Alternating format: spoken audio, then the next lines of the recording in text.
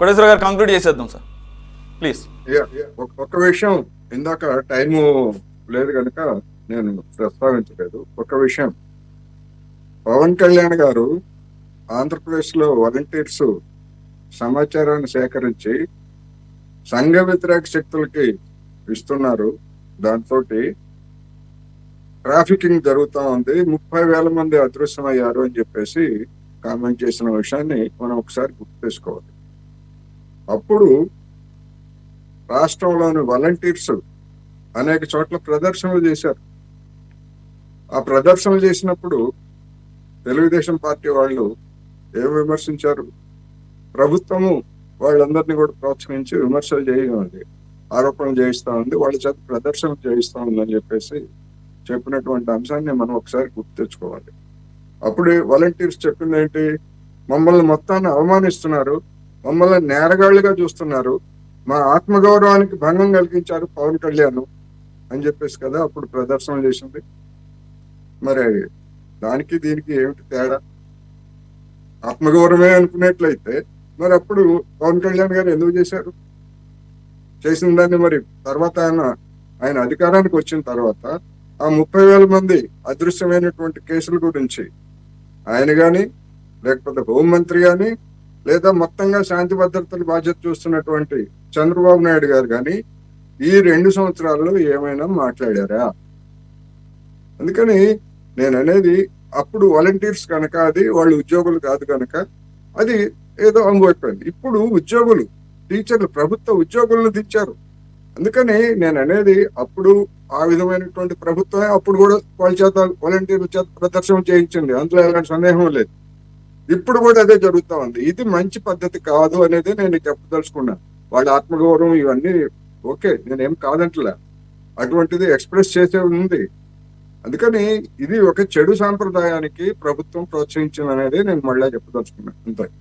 Right. దాంతోపాటు add చేస్తూ దీన్ని కూడా ఇప్పుడు డిఎస్సికి సంబంధించి హైకోర్టులో అనుమానాలే తప్ప సరైన ఆధారాలతో ఏది కూడా పెండింగ్లో లేదు అనేది కోర్టులు కూడా గ్రహించింది.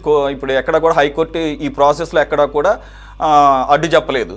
కానీ ఏపీపీఎస్సికి వచ్చేసరికి మొదటి నుంచి చివరి వరకు కూడా పూర్తి స్థాయిలో అన్నీ కూడా అవకతవకలే జరిగినాయి అని చెప్పేసి ఏకంగా హైకోర్టు ద్విసభ్య ధర్మాసనం వేసినటువంటి ఈ ముగ్గురు సభ్యుల సిట్ రిపోర్టు మొత్తం కూడా అవకతవకలని చెప్పేసి ఇచ్చిన సందర్భంలో, అందులోని గతంలోనే అసలు మెయిన్స్నే రద్దు చేసి మళ్ళా నిర్వహించాలని హైకోర్టు అప్పుడు సింగిల్ జడ్జి చెప్పడం, దాని తర్వాత అది హయ్యర్ బెంచ్కి వెళ్ళడం జరిగింది. దాని ప్రకారంగా ఇప్పుడు ఎంక్వైరీ జరుగుతూ వచ్చింది.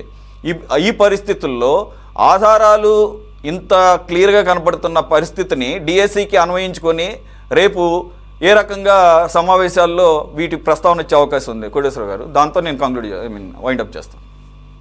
దానికి సంబంధించి మరి బొత్స సత్యనారాయణ గారు ఏ విధమైనటువంటి ఆర్గ్యుమెంట్ చేస్తారో లేకపోతే ఏ విధంగా సమర్థించుకుంటారో చూసిన తర్వాత ప్రభుత్వ రియాక్షన్ ఎట్లా ఉంటుంది ఏమిటి అనేటువంటిది చూసిన తర్వాత అప్పుడు మనం మాట్లాడుకోవచ్చు. ముందుగానే ఫలానా విధంగా వాళ్ళు అట్లా అంటారు లేకపోతే ప్రభుత్వం ఇట్లా అంటుంది అని మనమేమి జోస్యం చెప్పాల్సినటువంటి అవసరం లేదనేది నేను ఈ సందర్భంగా చెప్పదలుచుకున్నాను.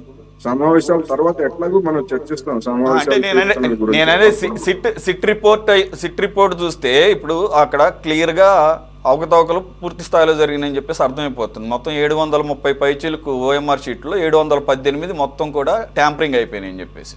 కాబట్టి నేను ప్రతిపక్షంగా ఇప్పుడు కనీసం ఆ మండలిలో అయినా కానీ డిఎస్సిని రేజ్ చేసే అవకాశం ఎంతవరకు ఉంటుందన్న. ఒక ఏపీపీఎస్ అనే గుదిబండ వచ్చి నెత్తి మీద పడినప్పుడు వాళ్ళ ప్రభుత్వ హయాంలో, అందులో నాకు తెలిసినంతవరకు బొత్స సత్యనారాయణ గారేనండి విద్యాశాఖ మంత్రి అప్పుడు, నాకు గుర్తున్నంతవరకు ఆయన విద్యాశాఖ సిట్టు ఆరోపణ. ఇప్పటి వరకు మనం సిట్టు ఆరోపణగానే చూడాలి. సిట్టు నివేదిక ఇచ్చినంత మాత్రాన అది అంతిమంగా అదే జరిగిందని మనం అనుకోవట్లేదు. అది ఆరోపణ, దానికి రుజువు చేయాల్సినటువంటి బాధ్యత సిట్టు మీద ఉంటది. అదే విధంగా ఇప్పుడు డిఎస్సి మీద నేను అనుకుంటాం మండలిలో కూడా ఈ స్పోర్ట్స్ కోటా మీదనే వైసీపీ వాళ్ళు పట్టుబట్టేటువంటి అవకాశం ఉందనేది నా అభిప్రాయం. Let us see how the House is going to take up from tomorrow.